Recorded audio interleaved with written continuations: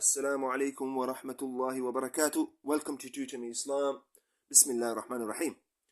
The war against the fitna of Dajjal. So inshallah, why do we use such harsh words, war, and why is it, the fitna of Dajjal? Why against the fitna of Dajjal? First of all, very simply, the fitna of Dajjal is the greatest weapon of shaitan. And what does Allah subhanahu wa ta'ala say about shaitan? Inna shaytana lakum adu. Verily, shaitan is your enemy.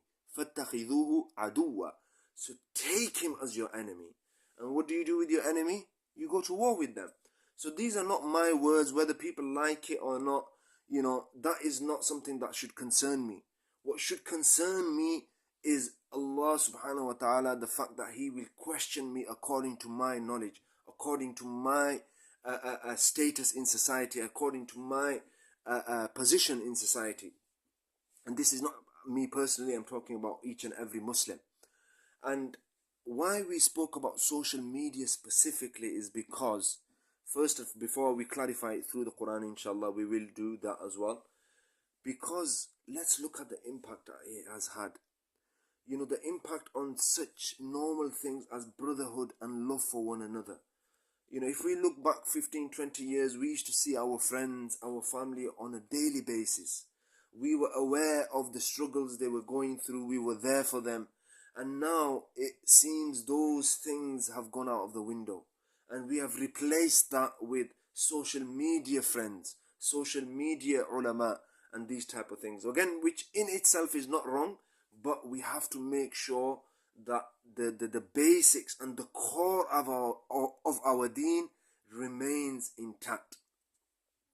So let's look at the Quran with regards to both of these points that I made. Allah subhanahu wa ta'ala says, فَلَا تُطِعِ الْكَافِرِينَ. So I said social media. Allah says, do not, أعوذ بالله من الشيطان الرجيم, Bismillah ar-Rahman ar-Rahim, sorry about that.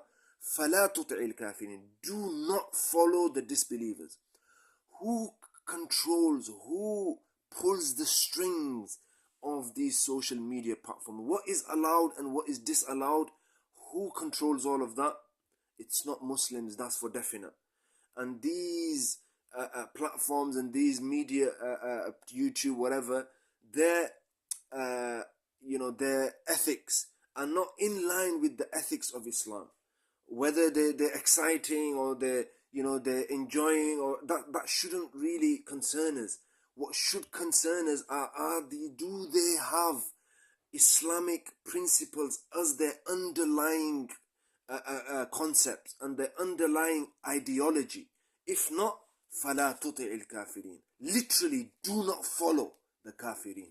And then Allah says, وَجَاهِدْهُمْ بِهِ جِهَادًا كَبِيرًا. And go to war with them, a big war.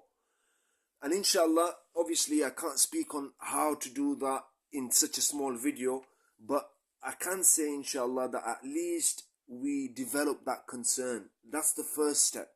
Let's develop that concern.